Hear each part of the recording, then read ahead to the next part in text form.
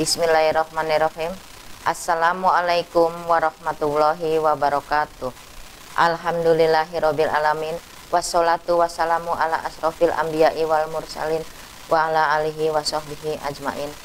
Robbi sodri wa yassirli amri wahlul uqdatam min lisani yafqahu qauli. Amma ba'du. Apa kabar anak-anakku sekalian?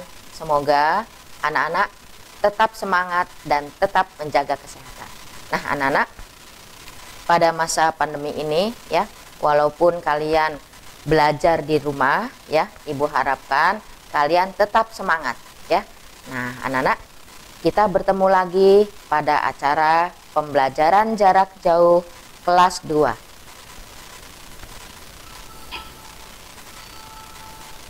Nah, anak-anak, sebelum Ibu lanjutkan, baiklah, pada kali ini Ibu akan menyampaikan pembelajaran agama Islam dan budi pekerti kelas 2. Kelas 2 SD. Anak-anak, pada kali ini Ibu akan menyampaikan tentang Nabi Muhammad Shallallahu Alaihi Wasallam, teladanku, yang akan disampaikan oleh Ibu Sri Wahyuni SPDI. Ibu mengajar di SD Sukasari, Kecamatan Kejaksan. Nah, anak-anak, pada kesempatan kali ini kita akan belajar tentang Nabi Muhammad Shallallahu Alaihi Wasallam, teladan bagi seluruh umat manusia. Nah, anak-anak, sebelum Ibu lanjutkan ya, sebaiknya pada masa pandemi ini kita tidak pernah lupa ya untuk selalu taat pada protokol kesehatan ya. Apa saja sayang? Ya, tidak lupa dan tidak bosan cuci tangan ya. Kemudian kita juga jangan lupa menggunakan masker ya. Nah, anak-anak nggak boleh lupa ya, kalau kita mau keluar rumah ya, kita akan beraktivitas di luar, jangan lupa menggunakan masker. Kemudian apalagi anak-anak? Jangan lupa untuk apa? Olahraga ya, dan apa? Menjaga jarak ya. Anak-anak, kalau misalkan anak-anak tidak perlu sekali ya, hindari kerumunan. Apalagi anak-anak? Ya, makan makanan yang bergizi dan beraneka ya. Anak-anak, kalau makan itu, Bu, saya sukanya mie saja tiap hari. Nggak boleh anak-anak. Tubuh kita itu banyak memerlukan gizi, vitamin dari beraneka makanan yang lainnya. Misalnya dari buah, vitamin, dari susu ya, kemudian telur, sayur-sayuran. Anak-anak harus suka ya, tidak boleh hanya satu makanan saja ya. Nah, yang terakhir yaitu tidak lupa kita berdoa kepada yang menciptakan alam semesta, yang menciptakan kita semua, yaitu Allah Subhanahu wa Ta'ala. Nah, anak-anak, yuk kita sama-sama berdoa semoga COVID-19 ini cepat berlalu dan cepat punah ya. Nah, anak-anak, yuk sebelum kita lanjutkan ya, kita berdoa dulu, doa sebelum belajar ya. Yuk anak-anak, semangat ya. Bismillahirrahmanirrahim. Raditu billahi robba wa bil islami dinah wa bim muhammadin nabiyya wa rasulah. Rabbi zidni ilmah warzuqni fahmah. Amin ya robbal alamin. Yang artinya, kami ridho Allah Subhanahu wa Ta'ala sebagai Tuhanku, Islam sebagai agamaku, dan Nabi Muhammad sebagai Nabi dan Rasulku. Ya Allah, tambahkanlah kepadaku ilmu dan berilah aku pengertian yang baik. Nah, anak-anak, sebelum kita lanjut pada pembelajaran selanjutnya, yuk kita sama-sama membaca surat-surat pendek. Untuk kali ini kita sama-sama membaca surat An-Nas. Ya, yuk anak-anak dibuka mulutnya ya. Bismillahirrahmanirrahim. Qul a'udzu birabbin nas, malikin nas, ilahin nas, min syarril waswasil khannas, alladzi yuwaswisu fi sudurin nas, minal jinnati wan nas. Nah, anak-anak, yuk kita lanjutkan. Tadi kita sudah membaca surat An-Nas ya. Nah, anak-anak, tujuan pembelajaran untuk kali ini ya, setelah anak-anak mengikuti pembelajaran yang akan Ibu sampaikan ini, anak-anak diharapkan mampu: 1. Menyebutkan contoh sikap jujur dengan benar. 2. Menyebutkan akibat tidak bersikap jujur dengan benar ya. Nah, anak-anak, untuk kali ini ya, anak-anak simak video dari contoh sikap jujur.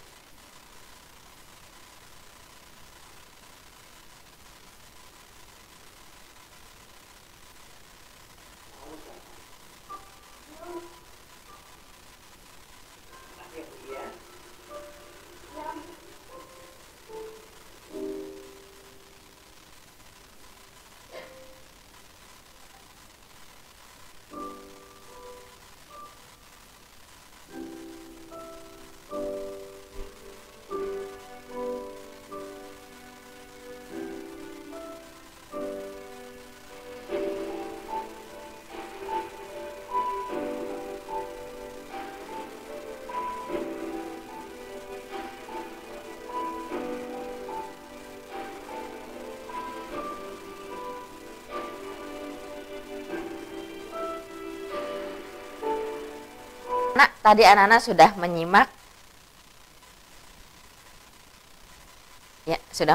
sebuah video tayangan tadi ya. Cukup mengharukan sekali ya, Ibu juga sampai terharu anak-anak. Tadi anak-anak sudah melihat betapa seorang anak yang bernama Budi ya begitu teguhnya ya memegang nasihat dari orang tuanya ya. Anak-anak, tadi kita menyimak, tadi anak-anak lihat ya, Budi itu dikala dia dalam kesulitan ya, dia tidak putus asa, tidak menyerah ya, dalam ketidakmampuannya ya, Budi menjajakan tisu ya, kemudian tisunya itu tidak ada yang terjual. Nah, di saat Budi mengalami keputusasaan, Budi menemukan sebuah dompet. Di dalam dompet itu banyak uangnya ya. Nah, di situ Budi menjadi dilema. Dilema itu memilih apakah Budi itu akan memakai uang dari dompet yang dia temukan atau dia mengembalikannya. Berkali-kali terjadi pemikiran, terjadi dilema, mana yang harus saya pilih ya. Memang anak-anak, godaan itu sangat indah sekali ya. Kenapa indah? Dengan uang yang begitu banyak yang ada di dompet itu, bisa saja Budi membeli apa yang dia inginkan ya. Di satu sisi Budi ingin berbuat jujur seperti apa yang diajarkan oleh orang tuanya ya. Nah anak-anak yang Ibu sayangi ya, ketika godaan itu terus muncul, selalu muncul ya, akhirnya Budi memilih untuk mengembalikan uang tersebut dengan mengalami berbagai macam cobaan. Cobaan apa? Ingin menggunakan uang itu, ingin beli sepatu untuk memenuhi apa yang dia inginkan selama ini. Tetapi Budi lebih memilih untuk jujur anak-anak ya. Akhirnya ya Budi dengan keputusannya yaitu apa anak-anak? Ya betul, Budi mengembalikan uang itu kepada pemiliknya ya. Nah, setelah Budi berusaha mencari siapa pemilik dari dompet tersebut, kemudian Budi bertemu ya, kemudian mengembalikan dompet tersebut. Betapa terharunya yang pemilik dompet tersebut. Kenapa? Karena jujur itu adalah mahal anak-anak. Jujur itu adalah setengah modal dari hidup kita anak-anak. Nah anak-anak, setelah Budi mengembalikan dompet tersebut ya, mengembalikan uang ya, uang dan apa yang ada di dompet tersebut, karena yang punya dompet itu merasa terharu ya, akhirnya beliau menyekolahkan Budi sampai menjadi seorang sarjana ya. Itulah anak-anak buah dari kejujuran ya. Nah anak-anak, kalau kita jujur, Allah juga akan memberikan apa anak-anak? Memberikan balasannya ya. Jujur itu hebat anak-anak. Oleh karena itu ya, kita harus berani untuk berkata jujur. Karena jujur itu adalah hebat ya. Nah anak-anak, contohnya berbuat jujur ketika di rumah contohnya ya. Misalnya ya, ini keseharian kita semua, keseharian anak-anak, misalnya kembalian uang belanja. Misalnya anak-anak disuruh oleh ayah atau disuruh oleh bunda atau disuruh oleh siapapun ya, ada uang kembaliannya, kembalikan anak-anak ya. Nah, kemudian apalagi contoh sikap jujur di rumah, misalnya berterus terang ketika melakukan kesalahan. Misalnya apa? Anak-anak menjatuhkan piring pecah. Nah, itu kenapa? Siapa yang memecahkan piring ini? Misalkan karena ibu nggak tahu ya. Anak-anak katakan, iya bu, saya yang memecahkan piring ini. Maaf ya Bu, saya sudah melakukan kesalahan. Anak-anak lebih baik berterus terang, ya. Kemudian apalagi misalnya anak-anak terutama kelas 1 ya, yang masih kelas rendah itu disuruh tidur siang misalnya, ya. Ketika ibu keluar dari kamar, ayo anak-anak bobo ya, bobo siang, pura-pura tidur anak-anak, ya, pura-pura tidur. Nanti setelah ibunya keluar, wah, anak-anak mainan game lagi. Nah, itu adalah apa? Tidak jujur, ya. Nah, kemudian apalagi? Menyampaikan hasil ulangan kepada orang tua apa adanya. Misalnya anak-anak ulangan di sekolah, ya. Anak-anak ketika ulangan di SD, ketika nilainya jelek, ya, anak-anak disumputkan. Anak-anak nanti kata Bu Guru, kalau ulangan ini dibagikan, anak-anak ibu minta tanda tangan dari orang tua. Tapi ketika nilainya itu bagus, baru diberikan anak-anak, Bu ini minta tanda tangan, kata Bu Guru harus ada tanda tangan orang tua. Tapi ketika nilainya jelek, tidak. Nah, itu adalah contoh tidak jujur, ya. Lebih baik kita apa adanya. Apakah nilai ulangannya itu jelek, nilai ulangannya bagus. Kalau misalkan jelek, tidak apa-apa. Kalau orang tua memarahi, itu bukan marah anak-anak, itu tanda sayang orang tua kepada kalian, ya. Kalau misalkan orang tua diam saja, berarti itu orang tua tidak peduli, ya. Nah, anak-anak, yang tadi Ibu sebutkan tadi, yang Ibu terangkan tadi, itu adalah contoh sikap jujur di rumah, ya. Nah, sekarang anak-anak, sikap jujur di sekolah, anak-anak, ya. Apa saja anak-anak? Misalnya, anak-anak suka pinjam buku perpustakaan. Suka ya, misalkan buku tema 1 sudah selesai, ya. Nah, anak-anak kembalikan, ya. Walaupun misalkan ibu gurunya lupa, oh biar aja lah uang ini, bukunya tidak usah dikembalikan karena gambarnya bagus-bagus, nggak boleh, ya. Anak-anak kembalikan.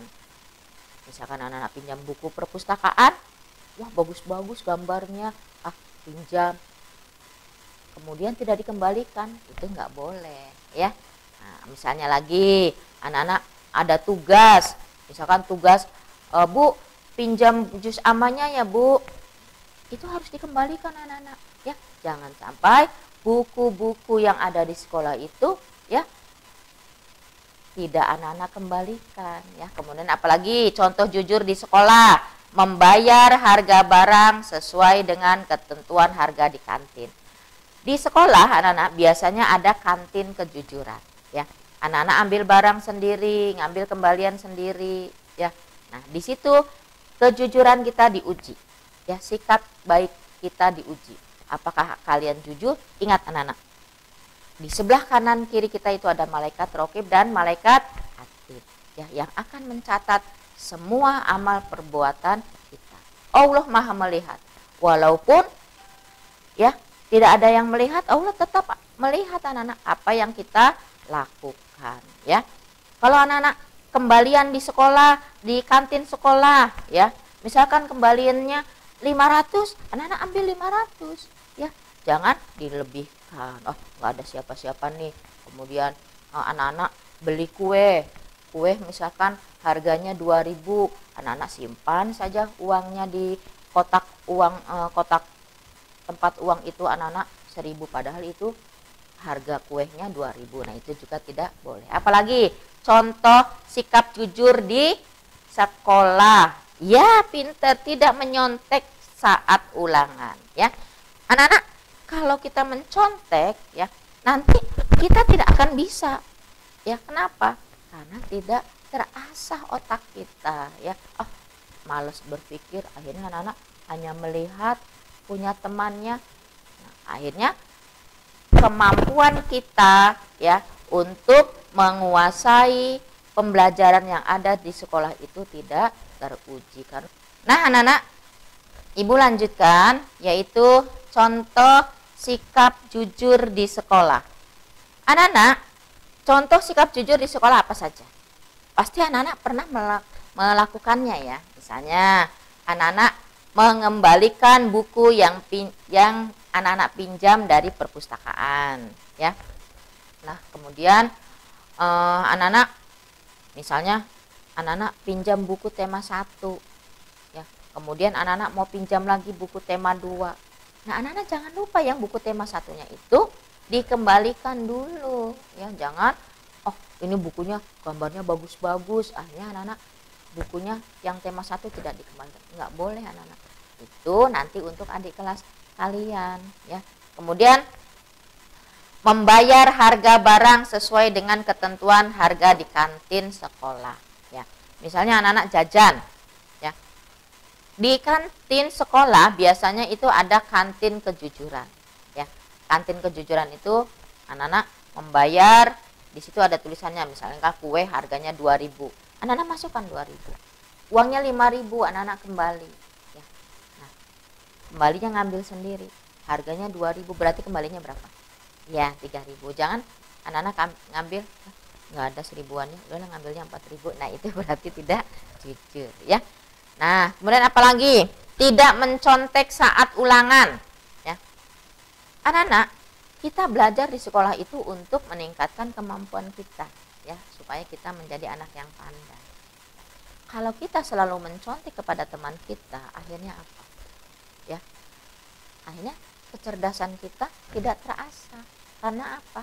Karena kita tidak terbiasa untuk berpikir. Kita melihat saja kepada teman. Nilainya bagus, oke, nilainya bagus, Bu. Tapi untuk apa? Itu bukan hasil dari kalian, ya. Kemudian apa? Tidak malu bertanya kepada guru apabila belum paham.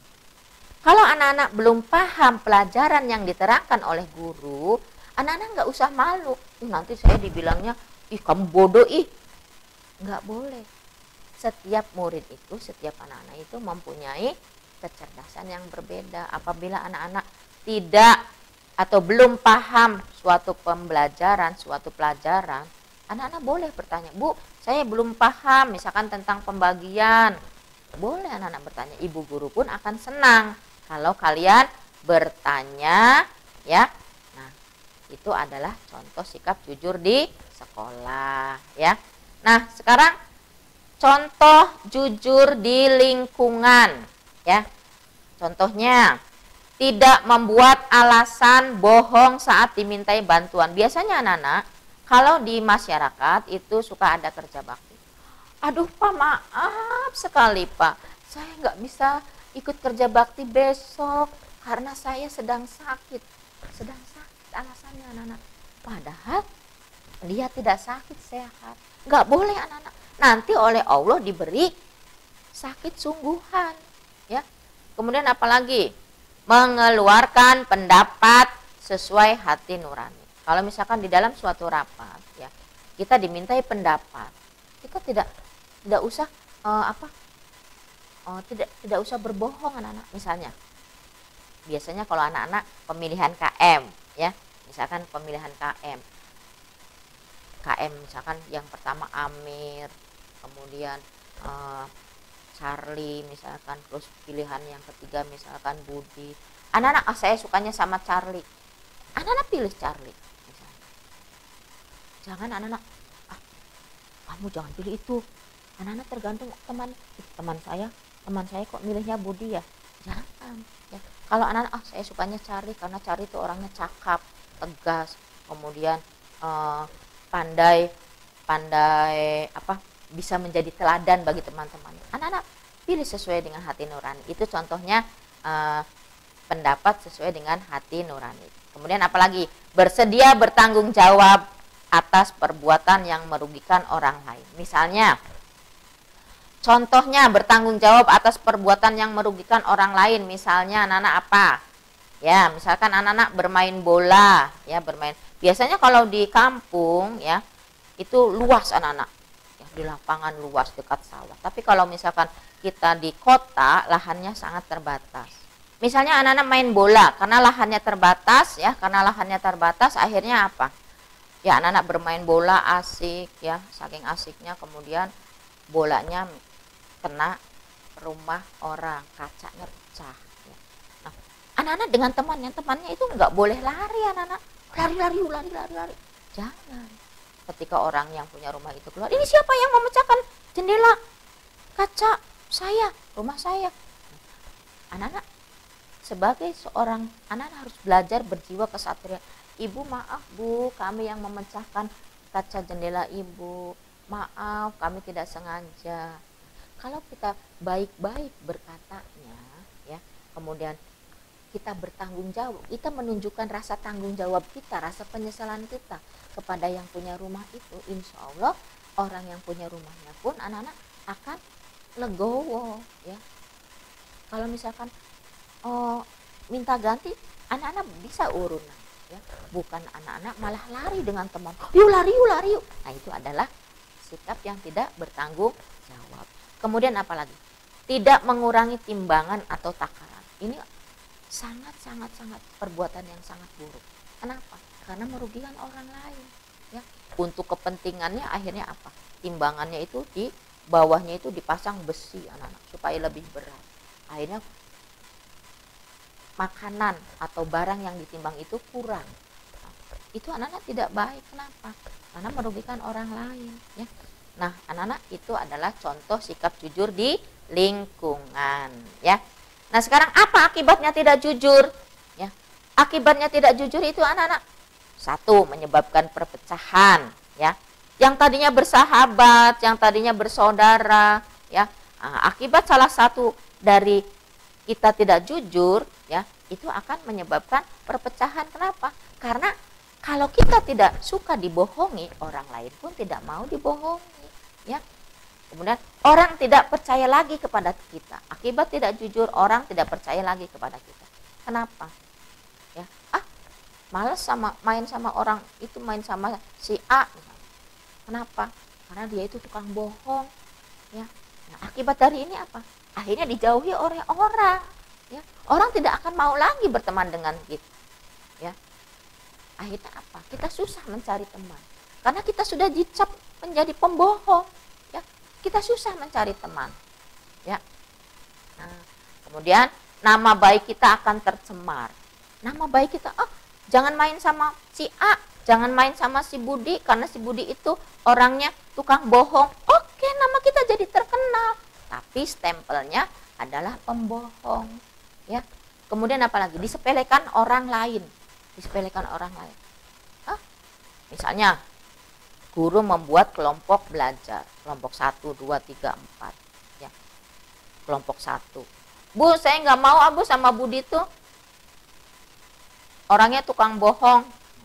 Ya sudah Budi, kamu di kelompok 2. Di kelompok 2, nggak mau Bu, saya sih sama Budi tuh. Ya, disepelekan orang karena apa? Karena pernah berbuat bohong Budi itu. Kemudian apalagi?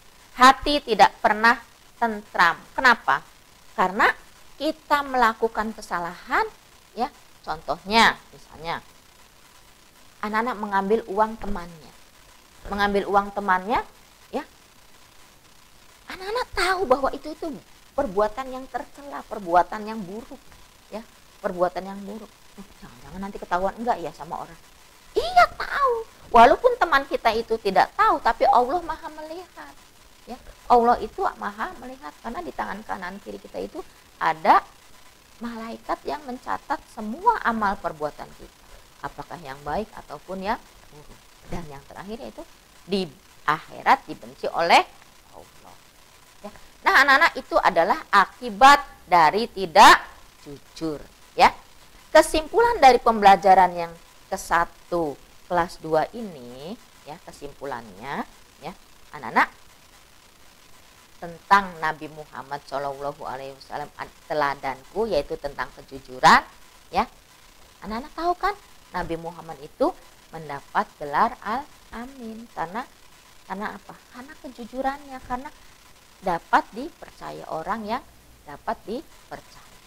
Nah, anak-anak, ayo mulai sekarang kita tanamkan jujur. Jujur itu adalah hebat, ya. Apa sih jujur itu, anak-anak? Jujur itu adalah berkata dan berbuat benar. Berkata dan berbuat apa adanya. Apa saja ciri-ciri orang yang jujur? Ya. mengaku kesalahan dirinya sendiri yang tadi Ibu contohkan ya. Kalau anak-anak berbuat salah, akui. Belajar bersikap kesatria. Maaf Bu, tadi saya yang memecahkan kaca jendela Ibu. Nah, itu adalah mengakui kesalahannya. Kemudian tidak bersikap pura-pura, tadi contohnya sakit, ya padahal badannya sehat, bilangnya sakit. Nah, itu adalah sikap pura-pura. Berkata apa adanya. Tidak berkata bohong. Jujur itu berkata apa adanya. Jujur itu hebat. Kita tidak boleh mengatakan ya apa pura-pura. Misalnya, ya kita harus berkata apa adanya. Jujur itu berkata apa adanya. Tidak berbuat, tidak berkata bohong. Ya. Nah, sekarang apa manfaatnya orang yang jujur? Orang yang jujur itu pasti disayang Allah. Kemudian orang yang jujur itu banyak yang sayang. Kalau ya sudah ada pisang.